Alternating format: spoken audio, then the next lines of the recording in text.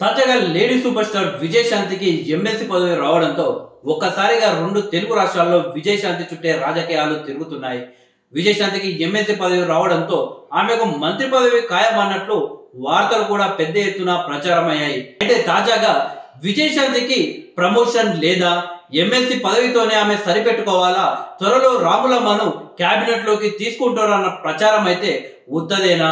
కాంగ్రెస్ లో మంత్రి పదవి అంత ఈజీ కాదా అంటే మంత్రి కొండా సురేఖ తాజాగా మాట్లాడిన మాటలను బట్టి చూస్తే అవుననే సమాధానాలే వినిపిస్తున్నాయి.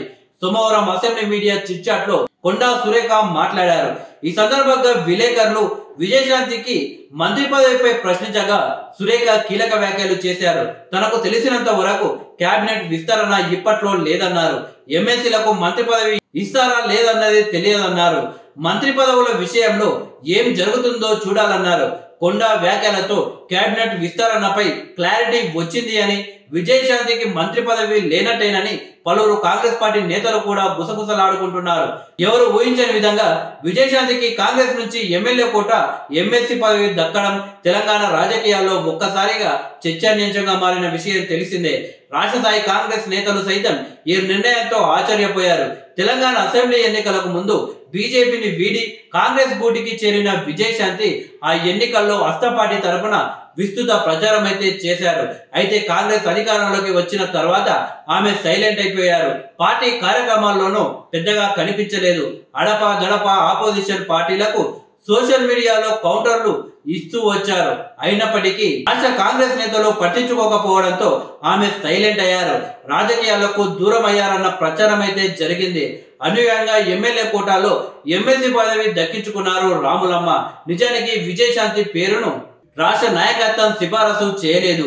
బీజేపీని వీడి కాంగ్రెస్ లో చేరిన సమయంలో విజయశాంతికి ఇచ్చిన హామీ మేరకే హైకమాండ్ ఆమె పేరును ఎమ్మెల్సీ పదవికి ఖరారు చేసింది. ఈ నేపథ్యంలోనే రాష్ట్ర కాంగ్రెస్ లో ఓ కొత్త చర్చ తెరలేసింది. ఎమ్మెల్సీ ఎన్నికల తర్వాత జరగనున్న రేవంత్ కేబినెట్ విస్తరణలో విజయశాంతికి బెర్త్ కన్ఫర్మ్ అంటూ ప్రచారం ఊపందుకుంది. ప్రస్తుతం కేబినెట్ లో 6 మంత్రి పదవులు ఖాళీగా ఉన్నాయి. కీలకమైన విద్య, హోంశాఖ సీఎం రేవంత్ దగ్గరే ఉన్నాయి.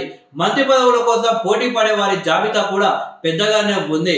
అయితే రాములమ్మకు హోంమంత్రి పదవి ఇస్తారని ప్రచారం బలంగా జరిగింది. బీఆర్ఎస్ అధినేత కేసీఆర్ కూడా పొలిటికల్ గా యాక్టివ్ అవుతుండడంతో కేబినెట్ లోకి విజయశాంతి వంటి వైబ్రెంట్ లీడర్ అవసరమని కాంగ్రెస్ హైకమాండ్ భావిస్తున్నట్లు టాకైతే నడిచింది.